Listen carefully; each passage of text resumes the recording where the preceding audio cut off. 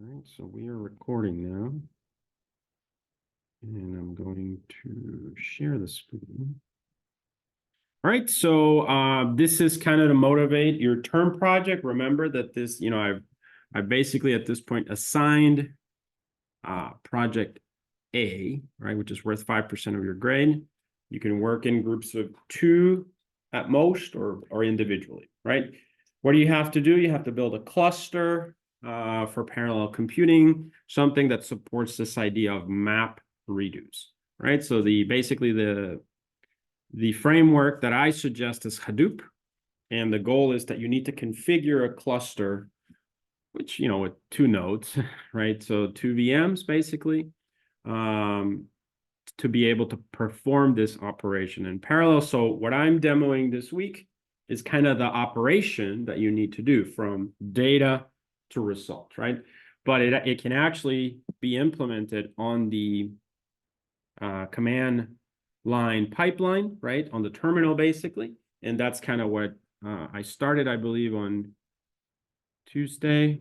I don't know if we finished it, but if I demoed the whole thing. But I think I still need to do one of the scripts, which is the reduce script, right? So remember, MapReduce just means this idea of converting the data in question, the problem, into key value pairs. That's the mapping. Then you do some kind of sorting so that you can process things efficiently, and then you do the reduction. And remember that what happens is, in my case, I just have the data and the scripts. But in a parallel environment, something like Hadoop, where you have a cluster, the environment would take care of grabbing the data, distributing it out into multiple nodes, and also taking the code and distributing it out into multiple nodes. And then it's the compute is going to be done on the data in that machine, right? So you want to minimize the amount of data that gets transferred. Are there any questions about that idea of MapReduce? Remember, MapReduce is like the theory, if you will, and then Hadoop is the implementation. So somebody built an application called Hadoop. There's been multiple versions of Hadoop, and probably the latest version is probably easier. As usually they become easier and easier. But this being a Linux system administration class, your goal is really to configure this, right? It's a fairly complex project, certainly more complex than the configuration of the DNS server and DNS client. So that's why it's a project, a mini project. Got it? All right, so today I'm just going to continue. I'm going to start up the virtual machine. We're going to go over the problem. I'm doing a very simple counting problem, right? I'm going to give it however many books, and we're just going to count the number of words, the frequency basically of the words. And you can do a lot with them because that gives you like probabilities and stuff. And so you can use that information for other things. Okay, so if time permits, I'll just tweak the problem a little bit so to give you like problem 2, and we'll think about that. All right, so there's some materials. So I want to address that. So let's go to the Brightspace environment. Okay, so we are here under Hadoop. So you will have a homework assignment for after spring break, I should say, which is basically just to replicate what I did. I'll say grab a few books, replicate it on the command pipeline, and then remember the project is replicating everything after you've configured Hadoop. So I'll create a new link for that one. New module. I don't think I have that module here. I don't see it there. Project details. I do have that here. All right. So let's see.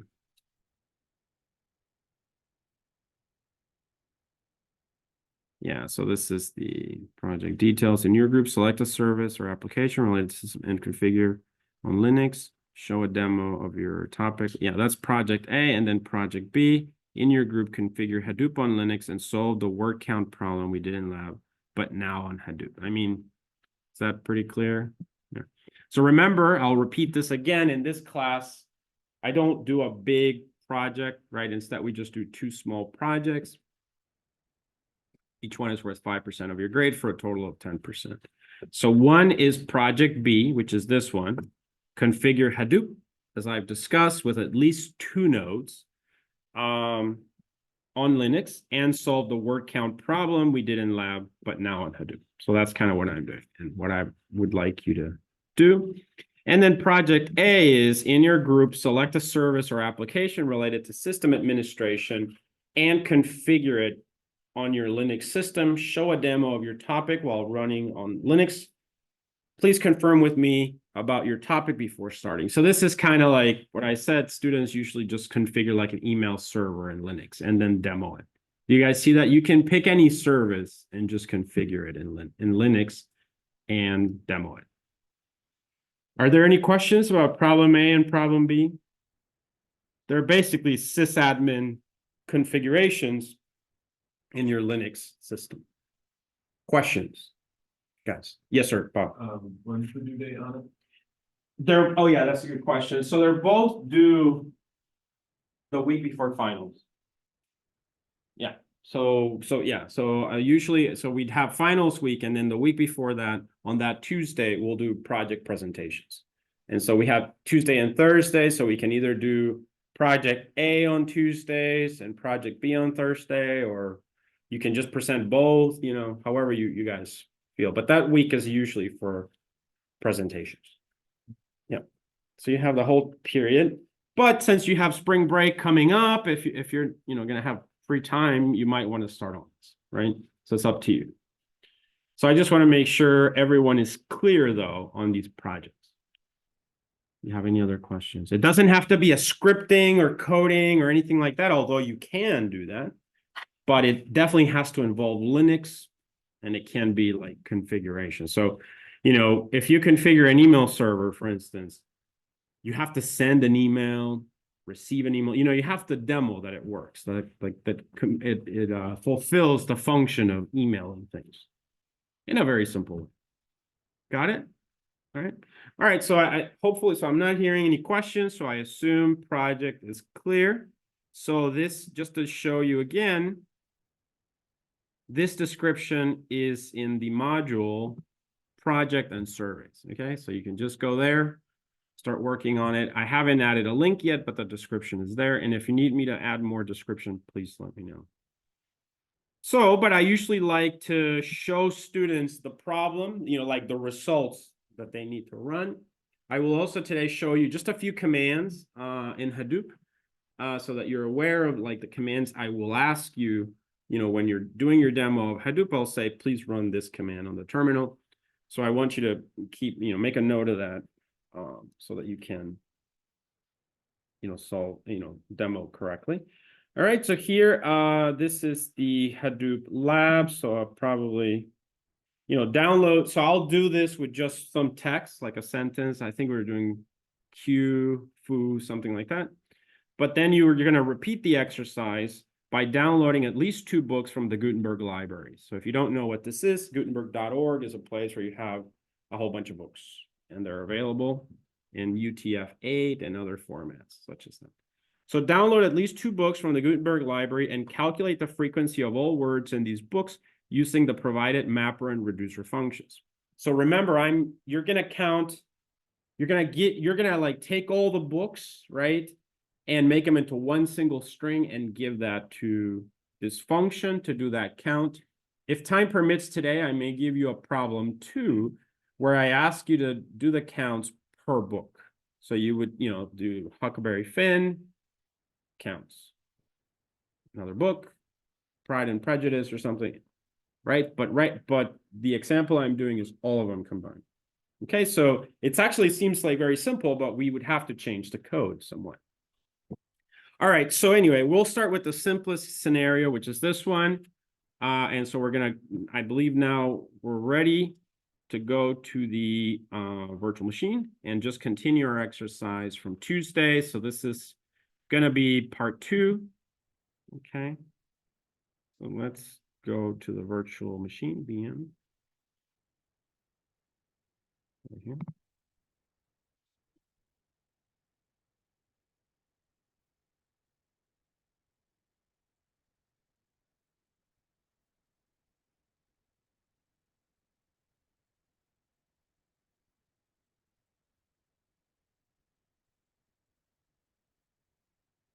I'll just review where we are, but I believe we had completed the mapper function. And so I'll repeat, remember we're using command line pipeline, and that simplifies a lot of your code, right? Because some parts, you can write less code by taking advantage of Linux, the things that Linux provides.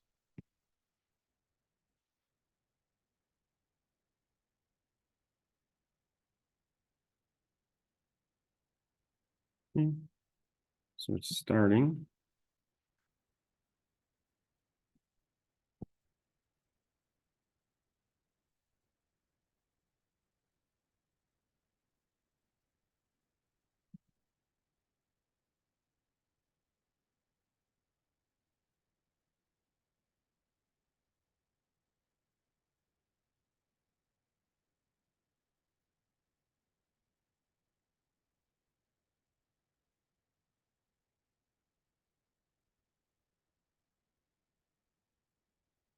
Okay, so let's give it a minute. It should start in a sec.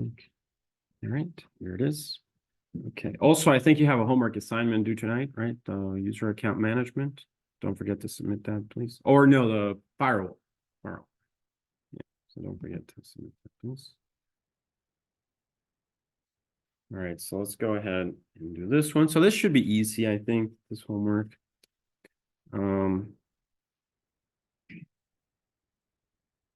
But it's important for the project, right? All right. So let's open up the terminal here. All right. So like navigate into the desktop.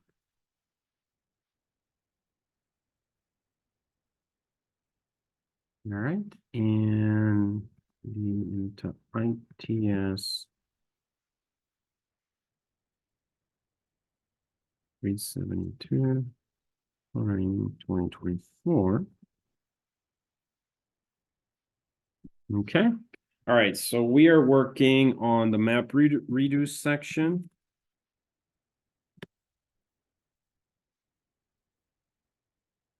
All right, so we have, I guess we started the functions, mapper and reducer.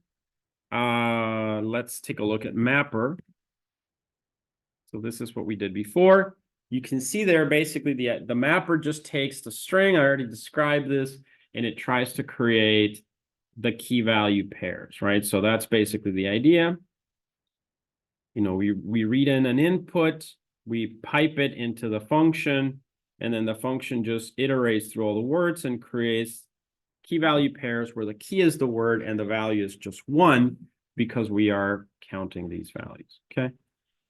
So let's go ahead and demo that. So we are going to need to run a command. So when you guys do the books, you can just do cat book1.txt, book2.txt, ... pipe, right? And you pipe it into the mapper function. But in my case, I'm just doing an example of a sentence so we can see the actual result. Because the thing with the book is it's difficult, right, to interpret. Also, it's going to have like, you know, hello with a quote and hello without it. It's got a lot of problems. So if you guys want to solve that, that's fine, but that's not required for this assignment. All right, so I'm going to do echo foo, and this is just so I have some words that repeat. Q labs foo bar Q. Okay, and that's going to be the input. So then we call the command pipeline, and now we're going to do mapper.py. We run this one. It basically maps the string or the book, whatever we give it, into the key value pairs. Remember, these are tabs separated because you might have commas in your text, but you're less likely to have tabs. So that's kind of the intuition. The next thing is we want to sort them, right? That's required because it'll allow, you'll see how the algorithm works. by having data that's already sorted, then it's easy, it's faster to do the count. So now I'm gonna pipe this into sort. Okay, and you can see now it is sorted. We have you know, notice how here we had Q and then we had Q here, but now we have bar, foo, foo, foo. I have 3 foos, I guess. Yeah. Foo, foo, foo, labs, Q, Q. You see that? This is required for the algorithm to work. And like I said, it just, because this is massive amounts of data being done in parallel, you got to do things like this for this to be, you know, something that runs. Now, keep in mind, you don't, you know, even if you had like 100 books from Gutenberg, you know, that's very small. So you don't really need Hadoop for that. So Hadoop is, you know, probably your laptop would run faster, right? But once you start to like really increase that, imagine massive amounts of data, then that's where it makes sense to do things in parallel. Do you guys see that? So it's got to be pretty big. So like, so if you benchmark your laptop to Hadoop, you know, your laptop will be faster, but it's because you have very small books, okay? Or a very small set of books. So now we've done this part. So what remains is to do the reduce part. So we need to now do the counts. So that would be, I know I have the function already, but we need to define it. And that's what we haven't defined yet, reducer py. So you can see it just basically, as we have it, it would just grab the data and reprint it out, right? So that's where we need to continue today so that we can achieve in the end the count. So are there any questions, guys, so far? Nope. All right, so let's go ahead and look at the code for this one, parallel computing. All right, so I'm going to do clear. All right, so now we need to start defining reducer. Okay, reducer.py. So this is all we had time to do on Tuesday. So we're going to pick up here. All right. So we're going to use import sys. Remember, this code assumes it receives key value pairs that have been sorted already. Right. So that's kind of the requirement. So basically what the trick is, it's looking for the change. Think of it this way, right? So it looks at a key and a key and a key, and it's the same. But then gets to, and now the key has changed. That's the trick that makes something be updated in the code. And that's not, you know, and that's why it needs to be sorted, because it's expecting that type of behavior. All right, so it's all based on a for loop. So we have for line in sys.standardin. Remember that we're using this to be able to use the data that comes in from the pipes. Okay, so now we have printed the line, but we're going to instead do something. We're going to grab the line and we're going to strip it of any like spaces. I'm going to do line.strip. Okay. And then I'm going to split it basically based on tab, right? So we want to have the data in there and then just perform the count. So I'm going to have a variable word, comma, count, word, comma, count. And this is going to take line dot split, okay? And we're gonna split on tab, basically. Okay. All right, so that's the symbol for tab. So I'm going to do that.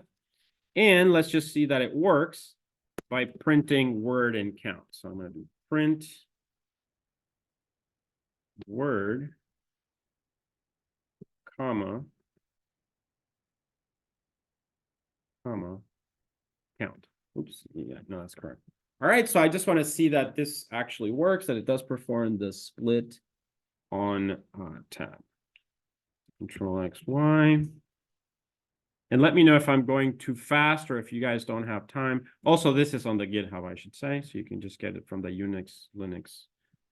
But let me know if I'm going too fast. So let's run the pipeline. Okay. Words is not defined. A word here.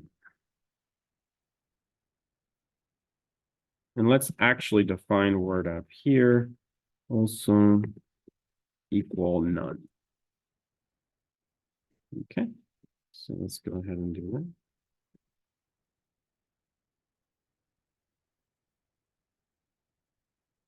All right, so I'm running the command pipeline again, give it the data, run it through Mapper, create the key value pairs, sort them, and now reduce. All right, so split the data. We got bar and the 1 now. So we can start performing the count, right? So that's kind of the objective. So now let's go to reducer. Okay, so we can comment out the print. We don't need to have that printing. Now we can we're going to use a try except in case there's some kind of a problem or something. You know, it could be that you're processing like a billion of these, right? Maybe there's one error, so just ignore it. You know, that's probably the best thing. So we're going to use the try except so that the program doesn't break. So try except value errors or value error. Let's see if this works. Colon, and we're just going to say if there's error, just continue. So 1, 2, 3, 4. Okay, it's just a good idea to do something like that. When you have a lot of data like this, you can have little errors along the way. So here then 1, 2, 3, 4, we're going to take the count and we're just going to convert it into an integer because we need to count it. And currently it's a string. So I'm going to do int count. Okay. Int count, just like that. Okay, so now that we have it, we are going to need a way to keep track of the words. So I'm going to create another variable here called current word so that we can compare current word to word. So every time we're getting a word and it's a word, right? And it goes into word, but we need to remember what like the old word was. So we're going to call that current. All right, so I'm going to do current word equal, and also I'm going to say none. That's fine. So now I'm going to compare these two. Okay, I'm going to compare those two. So I'm going to say if current word, so initially current word will be none and word will be none as well. But as we get into the for loop, word becomes an actual word. Oh, yeah. T on current. So Oh, yeah. Thank you. Correct. There we go. Thanks. All right. So if current word equal word 1, 2, 3, 4. 1, 2, 3, 4. What do? We count because we're still in that word. So it's like the. So we keep counting that word, right? So we're gonna need a current count also. I'm gonna have a variable here called current count. And that's gonna be equal to 0 because we're starting at 0. So we're gonna increment that counter. And I'm going to say current count equal current count plus whatever we got in the variable count, which is just a 1. So this will work. Okay, so this is exactly how we count the words. Else means they do not match. So that's probably the car. So we just made the transition and now we need to account for that. Okay, so I'm going to do else 1, 2, 3, 4. Okay, so what do we need to do now? We need to print it out basically. And because we're just passing it to the command pipeline. So we're going to follow the same approach so that like if the reducer was going to pass it to someone else, right? So we just print it out again. So we want to check that there's actually a word in there. So we can do if current word. So basically we're checking that it's not none, but there's an actual word in there. So if current word. So this is like saying if it does exist or if it's not none, right? If it does exist, go ahead and print it out to the terminal. 1, 2, 3, 4. All right, so now we're gonna do the same thing we did before. We print percentage S, which is a format string.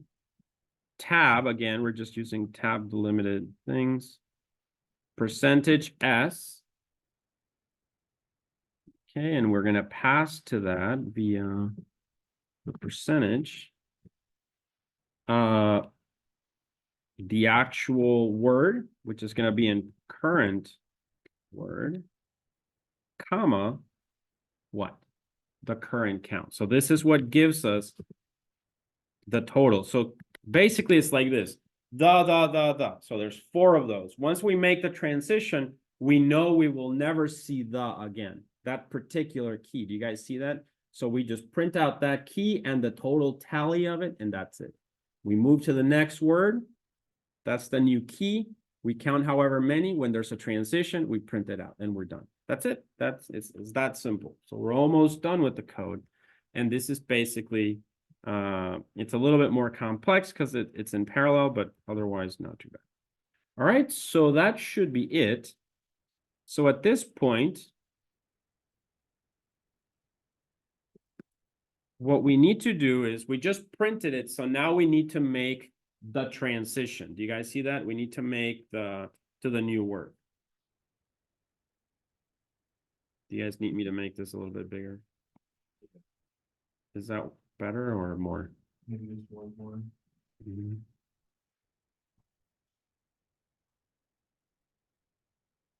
That better? All right. Yep. All right. So so now that we've basically produced the output, we need to look at the next keyword, right? So we're just going to change that. We're going to say current count. So if it's another word, right, then we had the, now we have car and still 1. So now current count is just going to get count because it's going to be the count of that new word, car, right? And then over here, we need to assign the new word. So now it's going to be current word equal the new word. Do you see that? That's basically it. Okay. So hopefully that makes sense. And believe it or not, that's the whole code. There's only like one little thing I need to do, but pretty much this is the main idea of this problem. Questions? All right, so let's see if it actually works, right? So let's try it. Okay, so we know that we have these. We should get 1 bar, 3 foos, 1 labs, and 2 queues, right? That's basically what you need to get. That's also what you need to get with Hadoop, okay?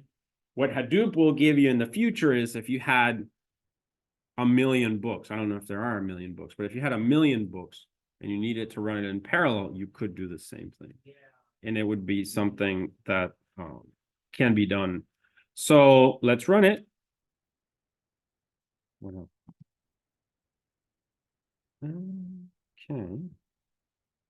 I think it was something like our else statement. I think there was some conditions connected. Really? On mine, it's just if current word and it goes right into it. If current word equal word.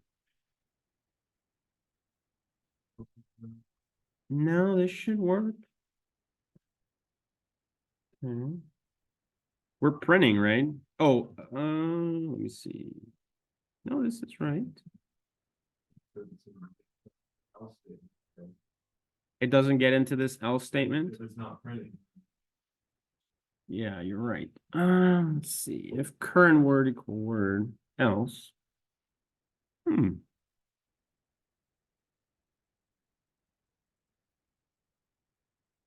I guess we're gonna have to debug it. All right, so let's see. Clear. Yes, not.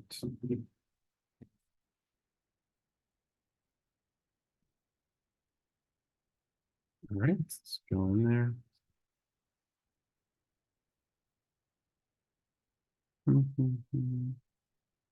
So we need to print these two words, right? So we're going to print current word and word.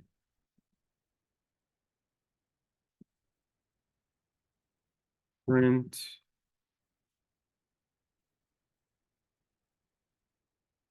current word.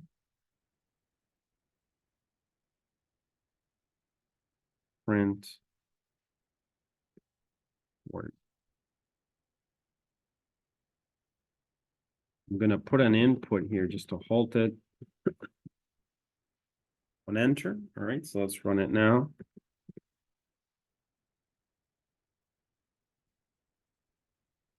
Oh.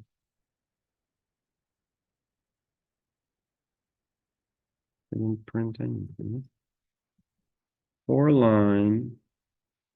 We have done this.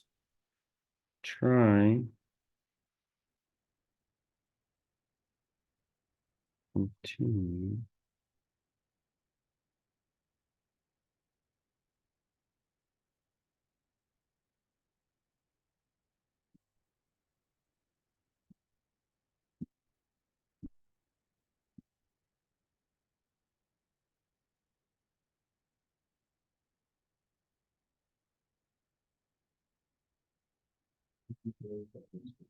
Right, they put in a print right after the else, but before the if, and it printed out every single time.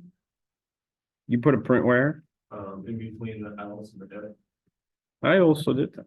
like the next one down. Like, Oh, here you mean? yeah, Okay. Current word, that's the same word. Okay, so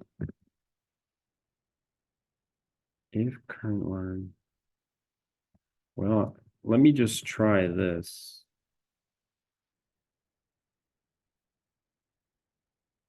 Print current word. I suspect this current word is the problem. And I'm going to enable this back because I know this was working. I'm going to put the input here. All right.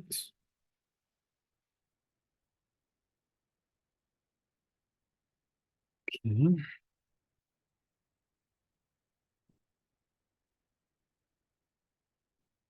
None, none, none. It's always none.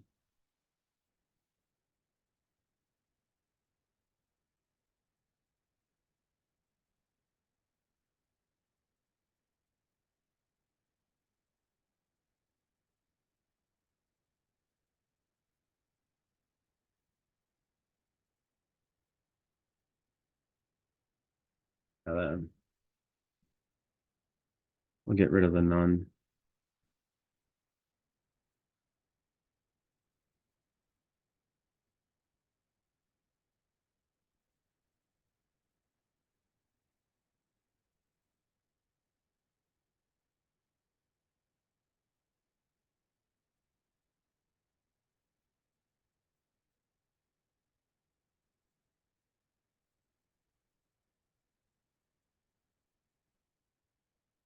All right, so it's running now.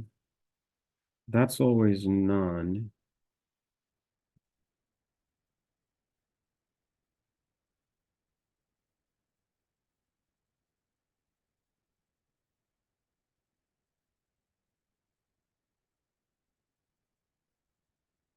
This should work. if current word equal word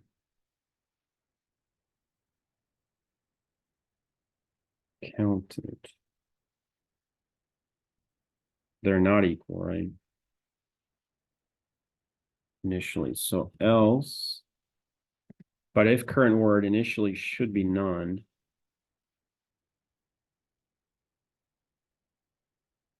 So it shouldn't. Oh, Yeah, yeah. are we assigning the current word to anything? No. Here's the problem. Sorry. You found it? There's a joke in it's this joke of like what is the joke? I'm not great at telling jokes, but C Python is better than C because C has curly brackets, right? The curly bracket. But Python does not have curly brackets, just white space. So it's even harder to, figure out. So that's kind of a joke. But Python is C has curly brackets, they actually exist, whereas with Python, you got to see the indentation. Anyway, so yeah, so I think now it should work. Yeah, you got it to work, right? Yeah. So it was this. We were never assigning the new word to current word. Do you see that, guys? Everyone? All right, great. So yeah, so let's go ahead and try it. It'll work this time. Okay, so I think it's working, but I'm printing too much. So let's now go back. Let's remove this print statement. Okay, so that's taken out. We don't need this print current word either. Okay, all right, so now let's see. X, Y, clear.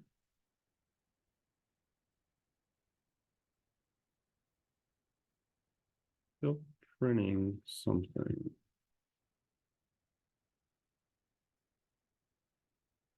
Do you guys see another print statement somewhere? Oh, these print statements. All right, let's get rid of these as well.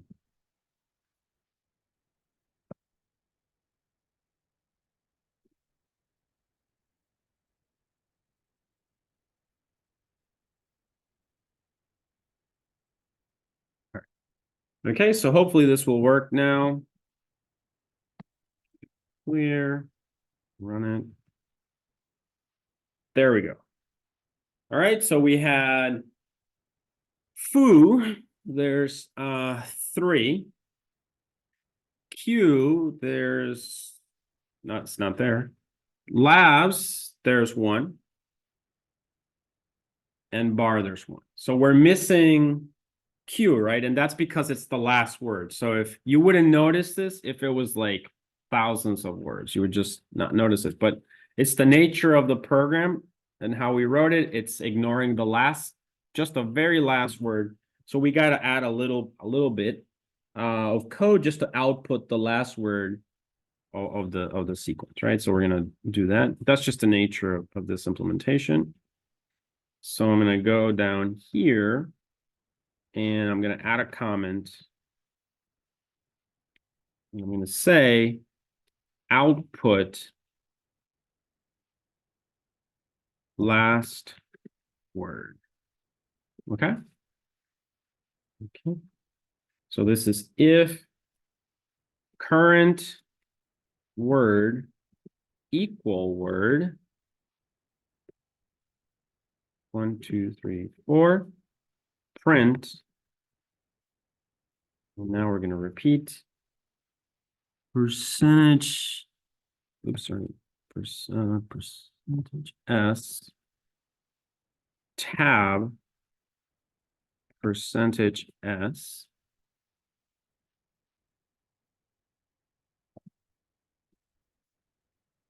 percentage. And then you're going to print current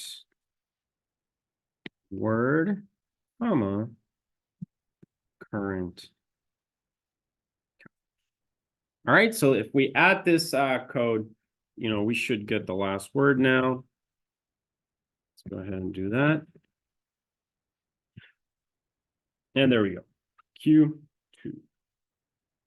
Got it, guys? Does this make sense? All right, so this was the example. I'm going to give you a second problem where you guys have to change this code to accommodate for that one, okay? But it's very similar.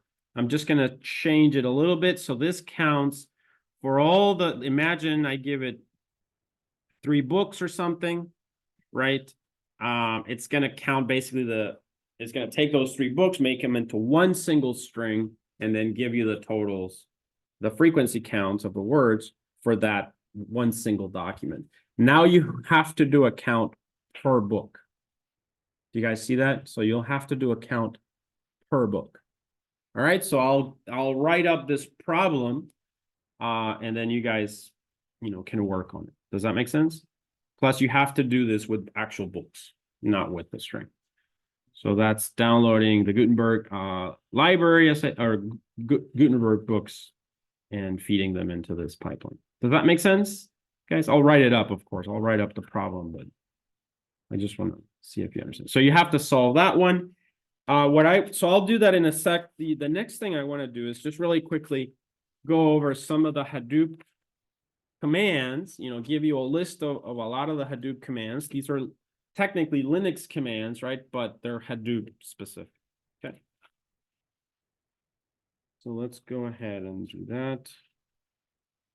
All right, so I've given you basically 2 scripts and some books or text. Now we're going to think about how this would fit into the Hadoop framework. Okay. It would be the same scripts, by the way. So those don't have to change.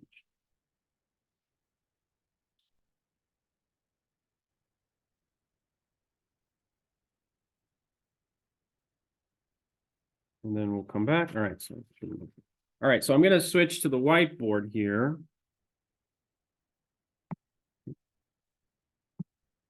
I'm going to switch to the whiteboard. There we are. Okay. All right, so you can write these down.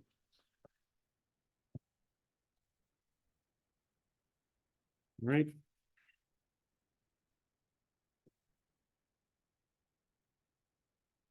Okay, so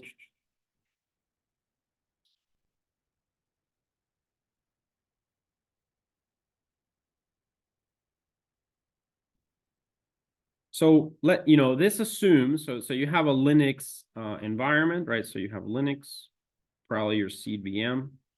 Then you have to install Hadoop, right? So you have to install Hadoop, do all the configuration, the sysadmin part.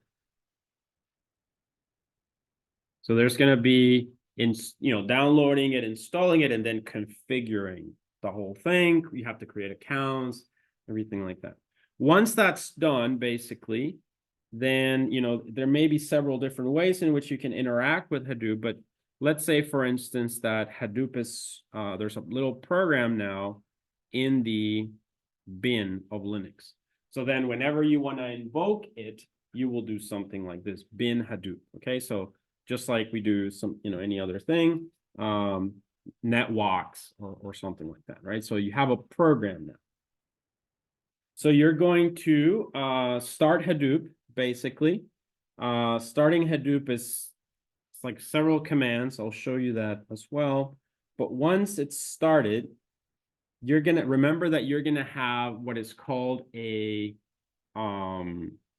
distributed file system. In fact, the Hadoop distributed file system, or HDFS, right? So the way that you have to think about this is now you have 2 file systems.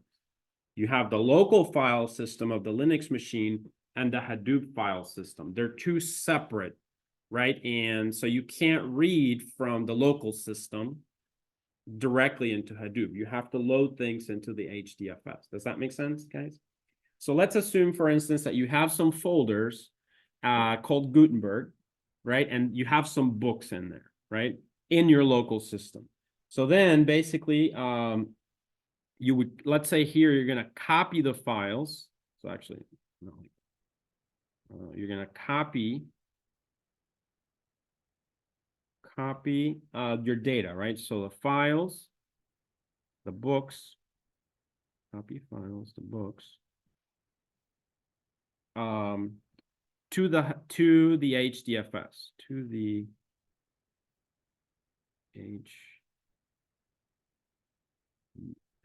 HDFS, which is the Hadoop distributed file system. So how would you do that? So one way could be to just run the command bin Hadoop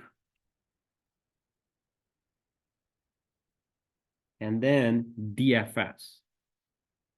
Okay. All right, that's the command to, so basically that's how Hadoop works. You have to call Hadoop and then tell it what you want to do, right? Like providing flags. And then you say dash copy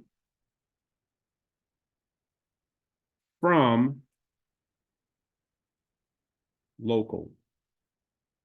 So what that tells Hadoop is that you're about to copy files from your local file system to this distributed file system. And then Hadoop will take care of sending that data to all the nodes, basically, in the cluster, however many you have. So then you would say, now you would provide the folder. So in this case, this is, notice, a local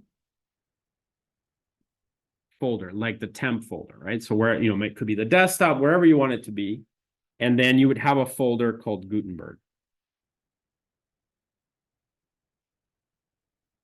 Okay, and you're going to copy it from there to user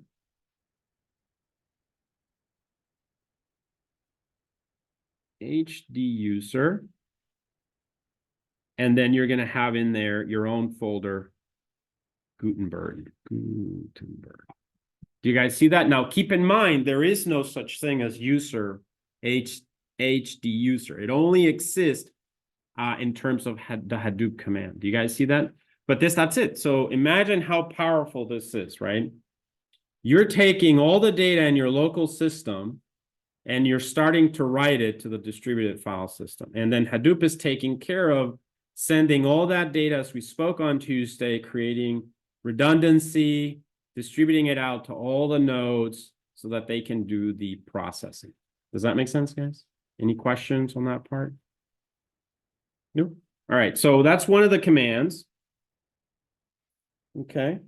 Then if you want to, now let's assume that you want to run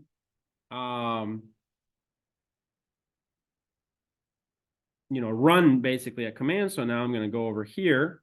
Let's call this run Hadoop on data.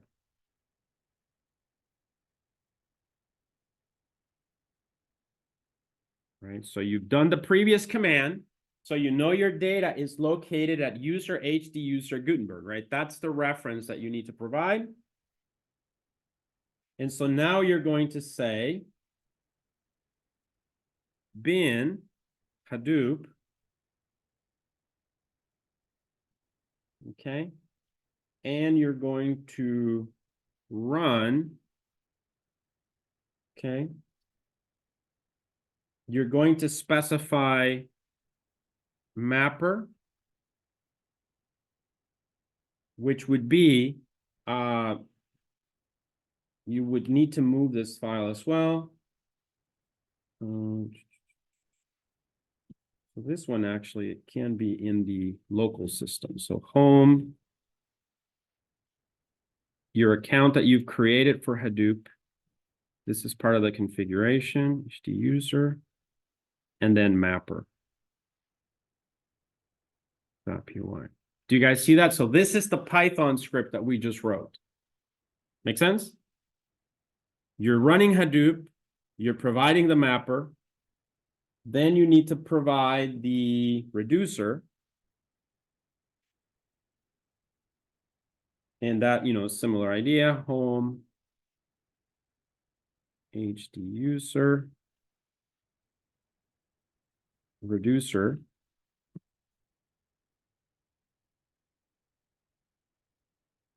Dot, oops, let me move this.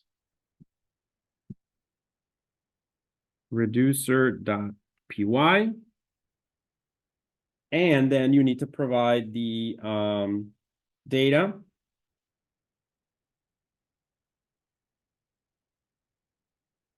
Where was the data? User,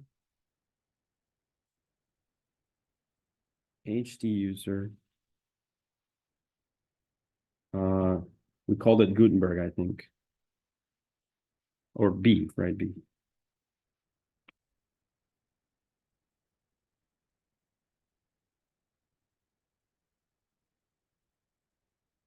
Does this make sense, guys? So this is actually how it works, right? So it's straightforward, right? So think about it.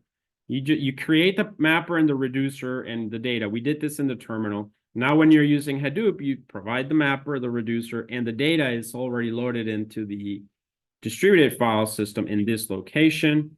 We loaded it from the local to the distributed file system. And then basically Hadoop takes care of all the heavy lifting, basically. Now, you also need to tell it where to store the results. So it usually creates these files as results. So that might be the last, oops. So the last part, output. And that's going to be user. Yeah, so it's going to be in user, Ph.D. user, Gutenberg.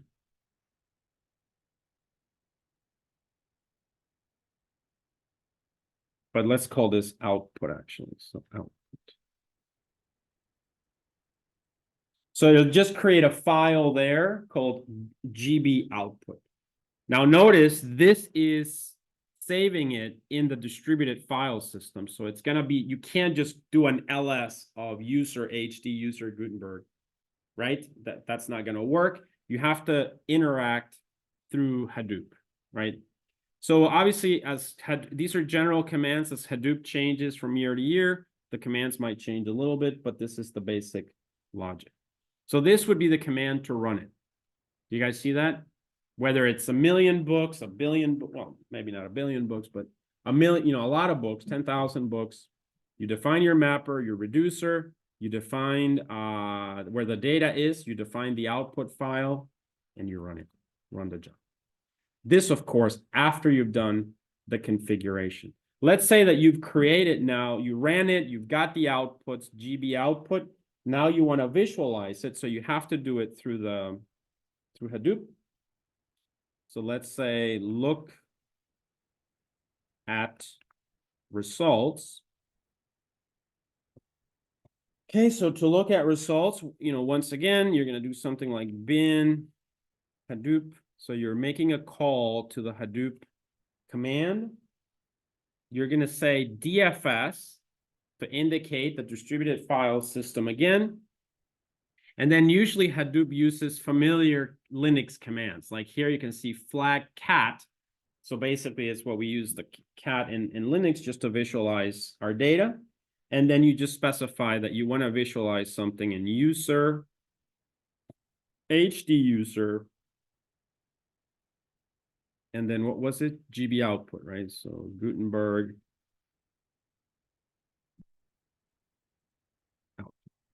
And that's it. That's the basic. So really running a job once Hadoop is configured correctly shouldn't be difficult. So over the years, these are things I've noticed. It's easier to configure Hadoop with just one node. Like it's called a single node configuration. Although the project requires you to do multi-node, which means at least 2 nodes, I do recommend students, I think they want to avoid like extra work, so they'll just jump to multi-node. But actually, then they run into problems. So my recommendation is run the configuration on one node. That's easy, usually, because there's no networking things. And so then install it, run it, make that your plan B. Like you need to at least demo single node. Does that make sense for the project? But because I mean, I'll be honest, like even if I give you a 60 on just because you did single, it's 3 out of 5 points, right? So think smartly. But if you do the 100%, you get 5 points, right? So do the single node, practice that one, and then attempt the multi-node with 2 nodes or more. Okay, that one will be a little bit more challenging.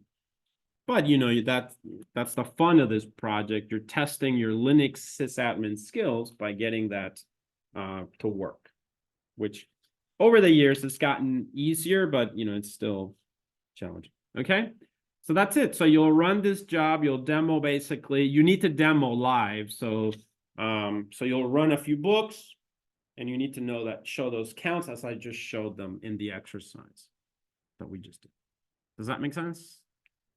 I will stress also that Hadoop does have its own function. So like it probably has its own word count. It's almost like its hello world example, but it's got other things. Like if you really want, you can try other problems that you want to solve on books, right? So it's got a whole bunch of functions built in. So I'll let you play with that. Anyway, I wanted to give you some of the commands so that you have some sense of how it works. Do you guys have any questions on any of these? Make sense? All right, so write them down, and like I said, they should give you some intuition. I have more commands here. And then I'll provide some links also that you can read, and then we'll get back to the second problem.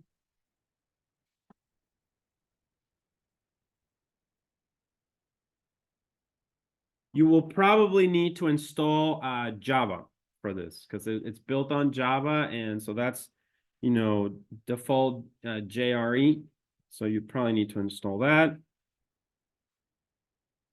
Keep close attention to the version of Hadoop that you're going to download. All right, you need to be very careful with those things in Linux. What version, what Ubuntu, and make sure that they match, that the dependencies match, so that you don't have any issues.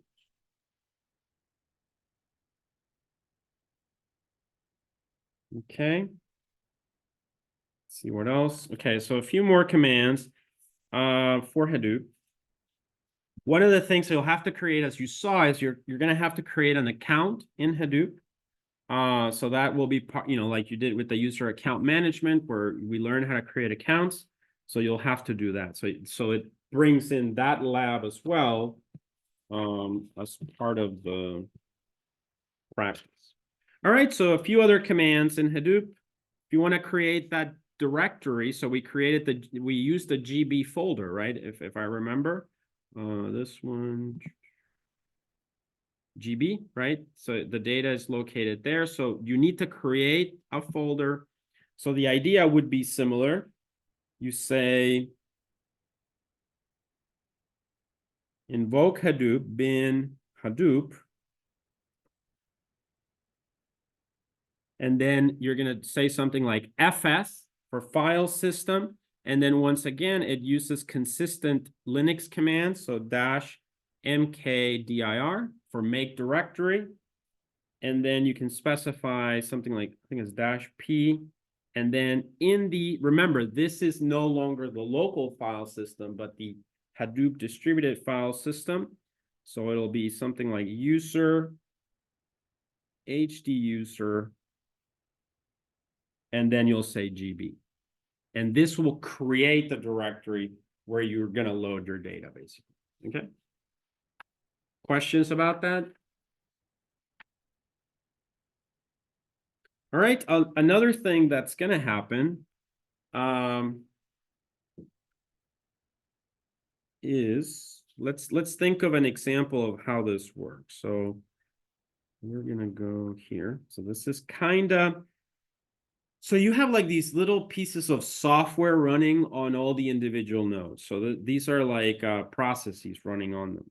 So you're going to have two types of computers, or nodes, sorry, I should call them nodes. This is the master and the slave, basically. It's a terminology. So you're going to have master, and you're going to have a slave. All right, so let's think of this. So the slave does not handle managing. It only handles processing. So in that case, it's going to have two processes on it called I need to make this bigger. it's going to have these two processes called the data node,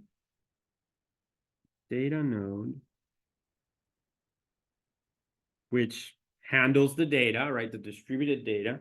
And it's going to have the task tracker. And these are things that you will actually see when you start up everything. It initializes it. And so it'll say task tracker started, data node started, okay? So task tracker. This is another process running from Hadoop. What is that one tracking? The actual computation. So the map and reduce functions, okay? Yeah. Now the master will have 4. So it'll have these 2 plus the management ones. So let me erase this one. So I need to, they're the same size, but I need more space here. So this will have also the task tracker. The task tracker.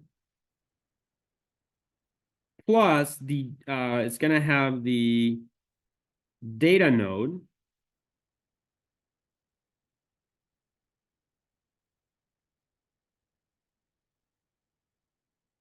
Right? So it's going to have those because the master can also do processing. It can also have data. It can also do processing. But it also needs to have these 2 additional things for managing the cluster. And those are called the job tracker. So that's going to be another processes. And the name node.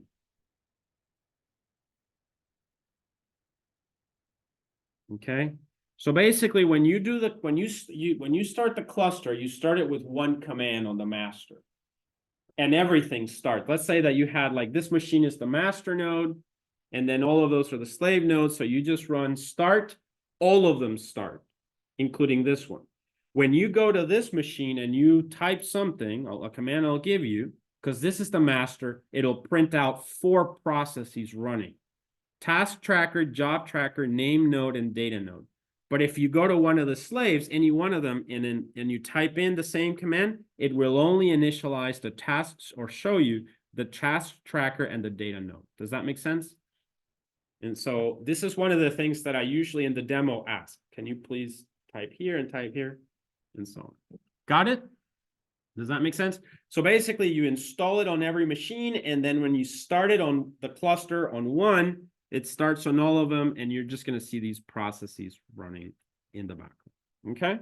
So that's a pretty important thing. Remember, as I said, the HDFS layer, as it's called, has to do with the name node and data node and name node. And then the MapReduce layer has to do with the task tracker and the job tracker. So you can almost like divide it like that and say this is the HDFS layer, this is the MapReduce layer. Okay? These are like daemons running in the background. Any questions about that? Okay, great. We went over that.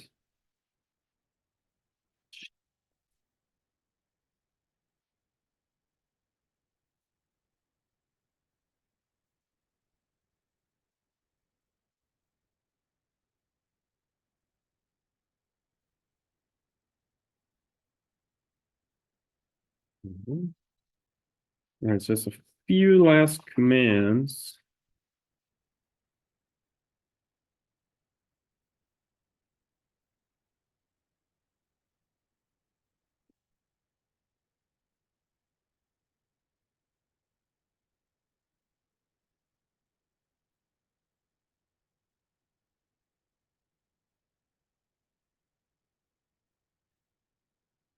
Yeah, so I'll just kind of do one more, but intuitively you can probably kind of get the idea. So if you want to look at the contents of a folder in the virtual file system, what do you guys think you need to type?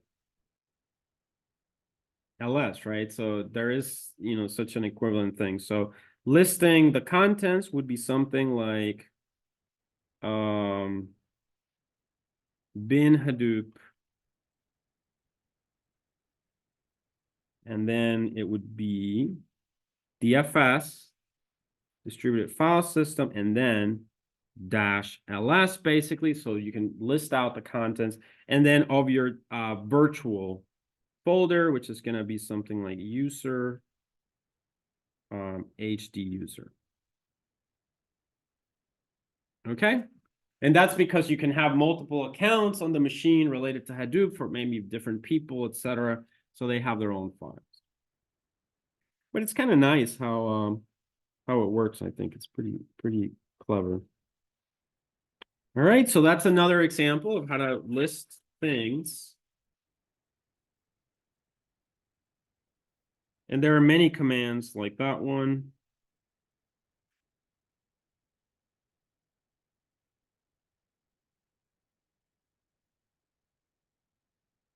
Now, if you want to run actual commands that are built in Hadoop, these are going to be probably Java commands, but you can do something like this. You can do bin Hadoop, and then it's going to be jar. So you're going to specify jar, and then it's going to, the name of where this is located. So probably Hadoop examples. And like I said, this might change depending on the distribution that you install. .jar, and then you specify the actual one. So in this case, word count.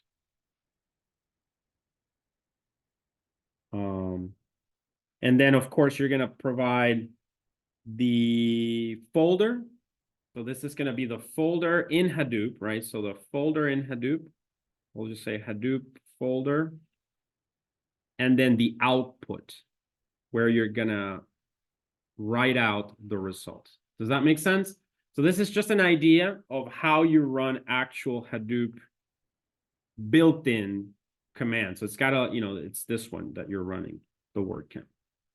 Does that make sense, guys? Syntax. Okay, so this is in case you want to run the word count built in with Hadoop.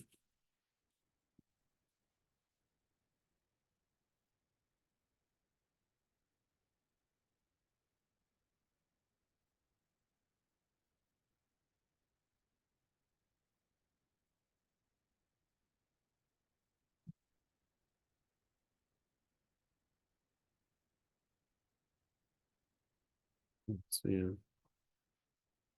So let me see. I'm looking for one last command here.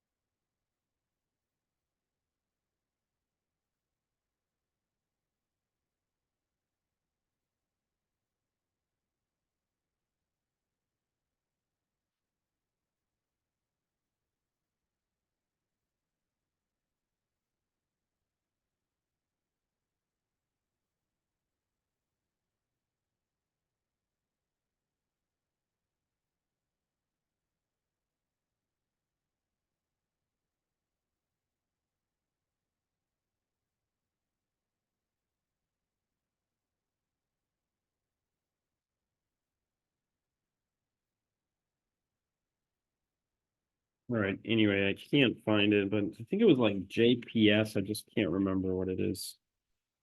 But it's usually a command that shows you the processes when Hadoop is installed. So I want to say, can tell you it's something like JPS. So let's say Hadoop is running.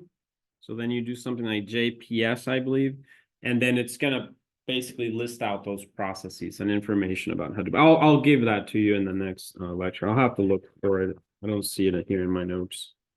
All right. Anyway, so that's kind of a quick introduction to this topic. I believe I have some links on Brightspace for this. So let me go to share the screen and provide some links to this. Okay, so let's go to Brightspace. Content. least I used to have.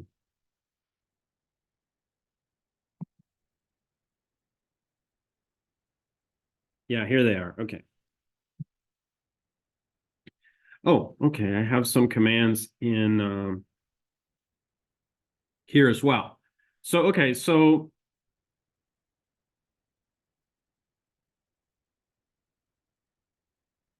you can use this as reference, but these are basically a few links that you can check out online to learn a little bit more about Hadoop. However, because this is a project, right?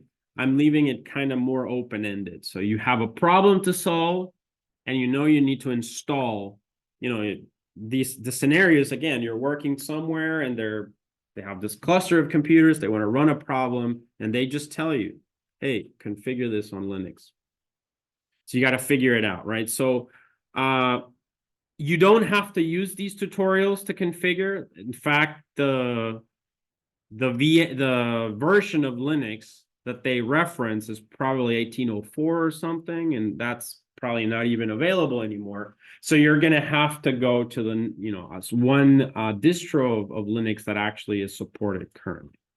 But you can read these. There's the information in these is still pretty valuable, and you can, you know, get more information about Hadoop. Okay.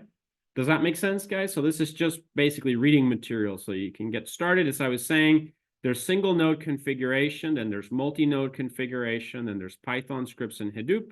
And then also in my GitHub, I guess I have a few additional commands that you can reference. Okay. So this is what I'm providing for the term project as guidance, and I'll let you guys start working on it. If you have questions, let me know. And you, for the project, you have, I'll move. I realize that this is project information and it's in this folder. So I'm going to change it a little bit, move this to the project folder, and just leave whatever's homework in the homework. Okay. So I'll do that by tomorrow. But for now, you do have the links. Okay. So start working on the project. All right. So I think that's pretty much all with the project. So now let's just go back to like this week's lab. We finished a mapper and reducer, right? And so now I'm going to lay out the homework and then give you that second problem that I want you guys to work on. Okay. It'll just get you to practice a little bit. So let's go here. So actually, let's go to the table of contents. Do you guys have any questions about this project? Anything that you don't? It's clear. All right. So let's take a look at this one, kind of summarize where we are, right? So, you know, we're going to go on spring break. What week is this one? Do you guys remember? We're going to have an exam coming up. This is week 9, right? Spring break is week 10. On week 12, we have exam 2. So I want to remind you of that. Okay, exam 2 will be comprehensive from everything that we cover from week 1 until what we cover on week 11. Okay.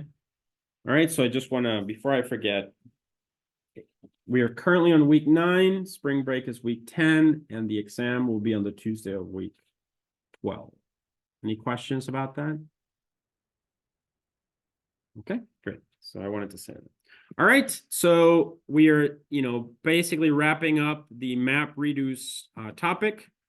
I went over these slides on Tuesday and these slides on Tuesday. And some of this is related to the project, so I will move it to that project folder up here. Okay? But I will assign a homework related to this, so let me create the link for that. New assignment. And I'm just going to call it MapReduce on the command pipeline, on the Linux command pipeline. I'll even say here for this homework assignment,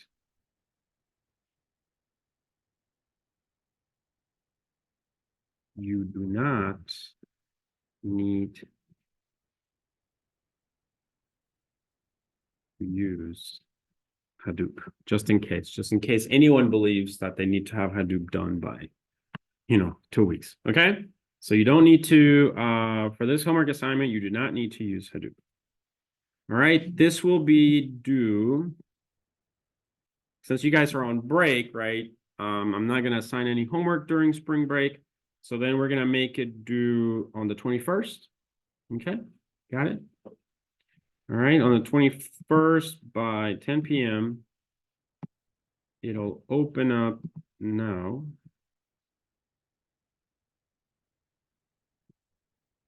It'll stay open until the 23rd. All right, and I'm gonna give you 2 problems. Problem 1 is very easy because we pretty much did it. Problem 1, right? Using some books, N books, 3, 4, from from www.gutenberg.org, perform the frequency count as demoed in class using the command pipeline and your mapper and reducer functions. All right, so using some books from Gutenberg.org, perform or repeat the frequency count exercise as demoed in class using the command pipeline and your mapper and reducer functions. Is this clear enough, guys? You guys make sense what you need to do? Yeah? All right, great. Not hearing any questions on this. All right. Now for problem 2, modify the mapper and reducer functions, okay, that were provided in class.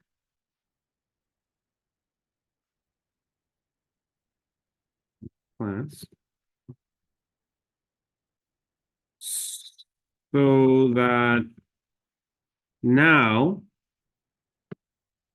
you can perform the frequency count, but this should be done per book. Do you guys see that? So you're going to have to now keep track of each book. Do you guys understand? So instead of, you in the first problem, you give it 10 books and you just get count for the. But now you need to give it 10 books and you need to get the count for the in Huckleberry Finn and the in Pride and Prejudice and the in Dracula. So it's a similar code, but with a twist. So it'll help you to play with the script. And of course, you have to, don't write new code in another way. You need to do it in the mapper and reducer structure. Got it? Any questions? Clear enough? All right, great. So that's your assignment. So work on it. And yeah, so, okay, so I'm going to do save it.